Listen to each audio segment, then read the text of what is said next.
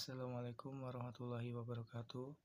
Perkenalkan, nama saya Ahmad Faryal Faiz. Saya dari kelas 4B Pendidikan Ekonomi. Di sini saya akan memberikan penjelasan tentang laporan keuangan akuntansi perusahaan dagang. Mari simak videonya. Untuk penjelasannya, mari kita dengarkan bersama-sama. Tahap pelaporan keuangan perusahaan dagang. Tahap keuangan perusahaan dagang ini berbeda dengan laporan keuangan perusahaan jasa. Salah satu perbedaannya adalah kalau perusahaan jasa, pendapatannya itu perusahaan berasal dari pemberian jasa kepada konsumen. Tetapi kalau perusahaan dagang, ini berasal dari penjualan barang. Sebelum kita masuk ke tahap pelaporan keuangan, kita harus mengetahui dulu apa yang dimaksud dengan laporan keuangan. Laporan keuangan ini adalah suatu catatan informasi keuangan suatu perusahaan yang digunakan untuk menggambarkan kinerja perusahaan dalam satu periode tertentu. Kemudian, tahap pelaporan dalam perusahaan dagang ini meliputi yang pertama adalah perhitungan harga pokok penjualan atau HPP. Yang kedua, laporan laba rugi. Kemudian, laporan perubahan modal, dan yang terakhir adalah neraca. Tahapan laporan keuangan yang pertama, harga pokok penjualan atau HPP. Pada perusahaan dagang, terdapat akun-akun baru yang tidak ditemui pada perusahaan jasa. Akun-akun tersebut antara lain adalah persediaan barang dagang, pembelian, beban angkut pembelian, retur dan pengurang harga, serta potongan pembelian. Akun-akun tersebut berguna bagi perusahaan dagang untuk menghitung harga pokok penjualan atau HPP. Maka, rumus HPP adalah persediaan barang dagang ditambah dengan pembelian bersih, kemudian dikurangkan dengan persediaan barang dagang akhir. Kemudian, untuk mencari pembelian bersih, itu adalah pembelian ditambah beban angkut pembelian, kemudian dikurangi dengan retur pembelian ditambah dengan potongan pembelian dan potongan harga.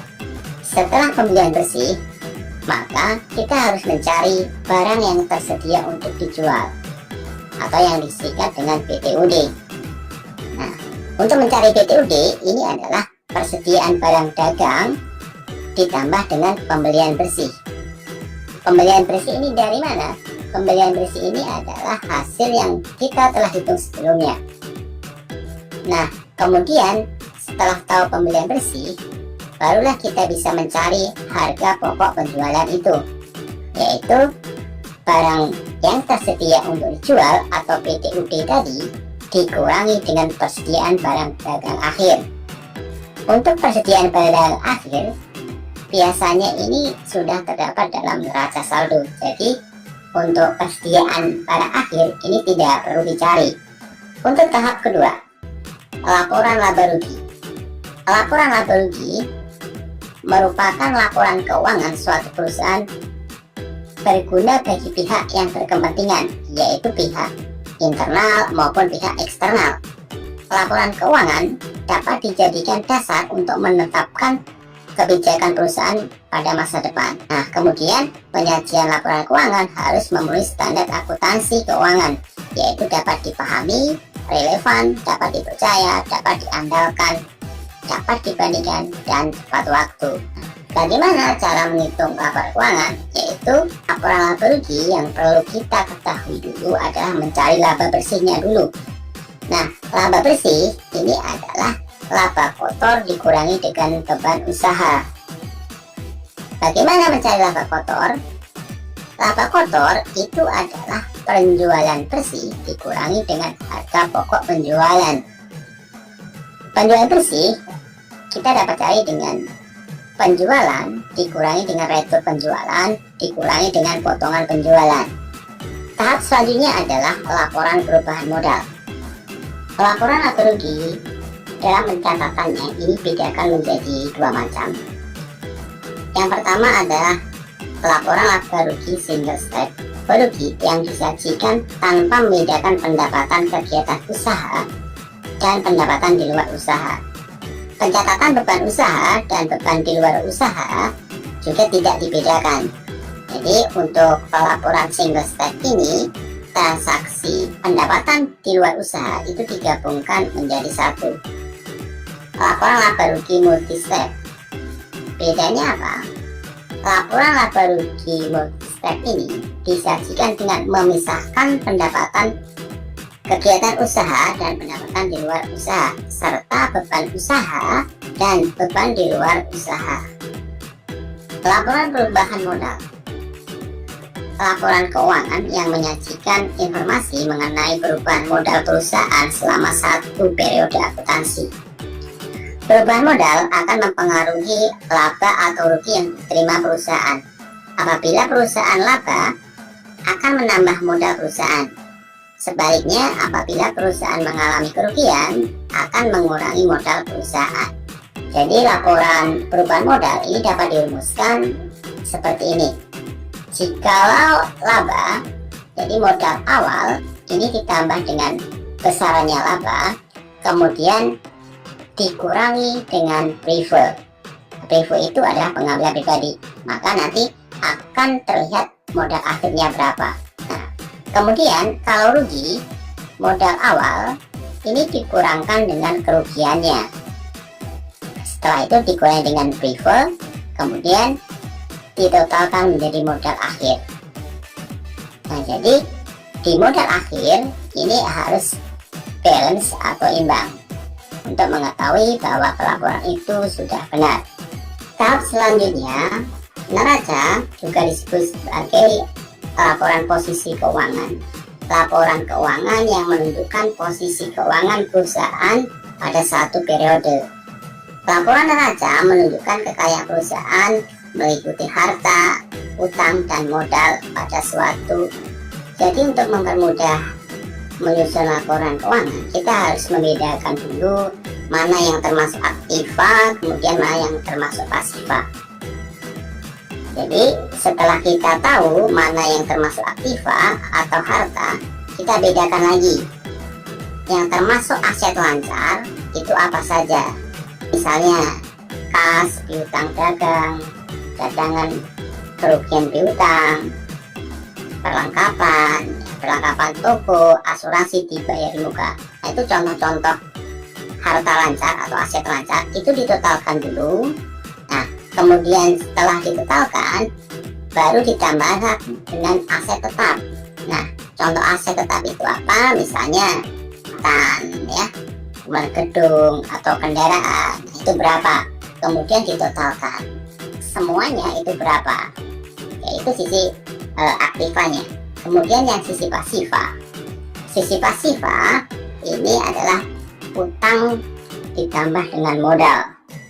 Nah, sama seperti sisi aktiva, kita harus pisahkan dulu mana yang termasuk utang pendek, mana yang termasuk utang jangka panjang, ya.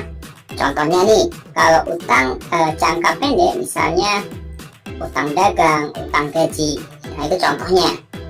Dibedakan lagi utang jangka panjang. Nah, utang jangka panjang ini contohnya, misalnya utang setelah itu ditotalkan nih, utang jangka pendek dengan utang jangka panjang. Nah, setelah tahu, barulah kita tambahkan dengan modal. Nah, modal ini dari mana? Modal ini adalah jumlah yang kita telah hitung dari laporan perubahan modal sebelumnya. Setelah ditotalkan, maka akan kita lihat total pasifanya atau total utang plus modalnya itu berapa. Transaksi laporan keuangan. Di sini kita lihat kertas kerja dari PT Indo pada 31 Desember 2015. Nah, di sini ada 10 kolom. Karena ini terpotong, jadi kolom yang pertama dan kedua ini adalah neraca saldo. Kemudian kolom 3 dan 4 ini adalah AJP, ayat jurnal penyesuaian. Kemudian yang kolom kelima ke 6 ini adalah neraca saldo setelah disesuaikan. Kemudian yang di sampingnya ini adalah laporan laba rugi, dan yang terakhir neraca atau laporan posisi keuangannya. Jadi untuk menghitung laporan keuangan cukup kita melihat dengan kolom neraca saldo yang telah disesuaikan, yaitu yang di kolom ke-5 dan ke-6. Ini adalah angka-angka atau nominal yang akan kita jadikan dasar untuk menghitung laporan keuangan. Kita lihat selanjutnya. Yang pertama, seperti kita ketahui, sebelum menghitung laporan keuangan, kita harus menghitung HPP-nya dulu, harga pokok penjualan. Nah, bagaimana menghitungnya? Nah, kita lihat dulu penjualannya. Nah, penjualannya ini dalam neraca saldo tadi sebesar 330 juta. Nah, di sini hanya ditulis ini ya 330.000 karena sudah ada keterangan di atas. Kemudian retur penjualannya itu berapa? Kalau dalam soal tadi retur penjualannya sebesar 2 juta, maka dikurangkan di sini. Nah, maka hasilnya penjualan dikurangi retur penjualan itu menghasilkan penjualan bersih sebesar 3.028.000 rupiah. Kemudian menghitung HPP, harga pokok penjualannya. Jadi kita sesuaikan dengan rumus tadi. Kita sudah ketahui persediaan barang dagang awalnya itu sebesar 130 juta rupiah. Pembeliannya sebesar 198.000 rupiah. Karena ada retur pembelian, maka dikurangkan dulu sebesar 3 juta. Maka pembelian bersih dikurangi retur pembelian ini menghasilkan pembelian bersih sebesar 195 juta rupiah. Nah, kemudian pembelian bersih ini ditambahkan dengan persediaan barang dagang awalnya, maka menghasilkan barang yang tersedia untuk dijual atau BTUD sebesar 325 juta rupiah. Nah, kalau sudah diketahui BTUD, berarti kita harus mengkurangkan dengan persediaan barang dagang akhirnya. Dalam neraca saldo tadi sebesar 50 juta rupiah, maka kita kurangkan di sini 325 juta rupiah dikurangi dengan 50 juta rupiah sama dengan 275 juta rupiah. Ini HPP-nya di sini ya. Untuk mencari kata kotor tadi adalah penjualan bersih yang di awal tadi ya, dikurangi dengan HPP yang telah kita hitung tadi. Maka laba kotornya ini sebesar 53 juta rupiah. Selanjutnya adalah beban usaha. Kita lihat ya, berdasarkan neraca saldo setelah disesuaikan.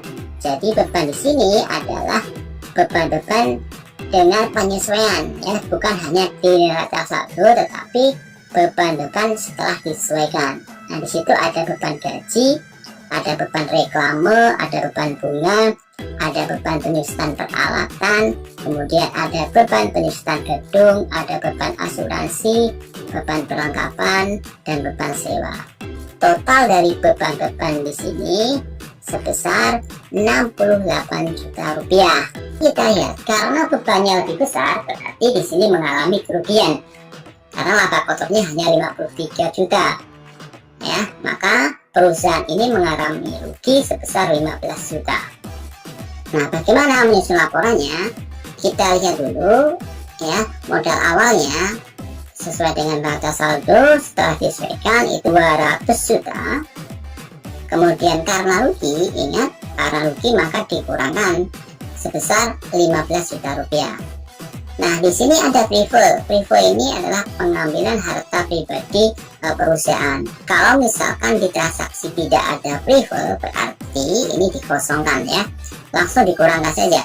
200 juta dikurangi dengan 15 juta. Maka modal akhirnya sebesar 185 juta. Selanjutnya, setelah membuat laporan laba rugi, laporan posisi keuangan. Dijelaskan sebelumnya, untuk menyusun laporan posisi keuangan, kita harus membedakan dulu mana yang termasuk aktiva, mana yang termasuk aktiva atau harta.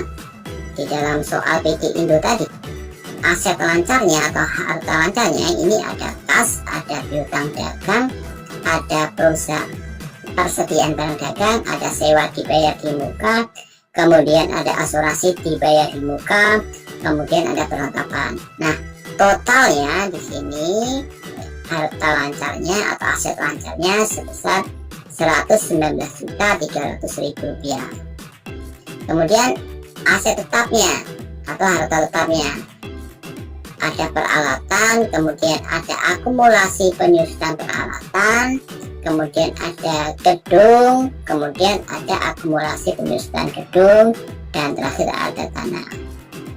Ingat, kalau misalkan harta tetapnya ini ada penyesuaian akumulasi, maka harus dikurangkan dulu ya. Ini di sini peralatan 20 juta dikurangi dengan penyusutannya sebesar 4 juta. Kemudian gedung seperti itu juga ada penyusutannya, yaitu di sini gedungnya 150 juta dikurangi dengan akun penyusutan gedungnya sebesar 30 juta. Nah, setelah ini barulah ditambahkan nih ya, ditotalkan. Hasilnya total aset atau total aktifanya ini sebesar Rp430.300.000. Kemudian yang sisi pasifa, utang lancarnya itu apa saja? Utang lancarnya ini terdiri dari utang dagang, ada utang gaji. Kemudian kita totalkan dulu utang lancarnya.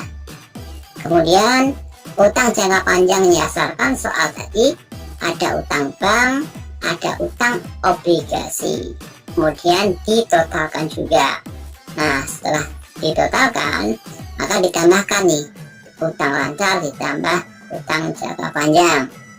Setelah ditotalkan ditambah dengan modal akhir. Modal akhir ini kita dapat dari laporan perubahan modal tadi. Total pasifanya sebesar Rp430.300.000. Jadi ini sama dengan total aktifanya, maka laporan posisi keuangan ini bisa dikatakan benar.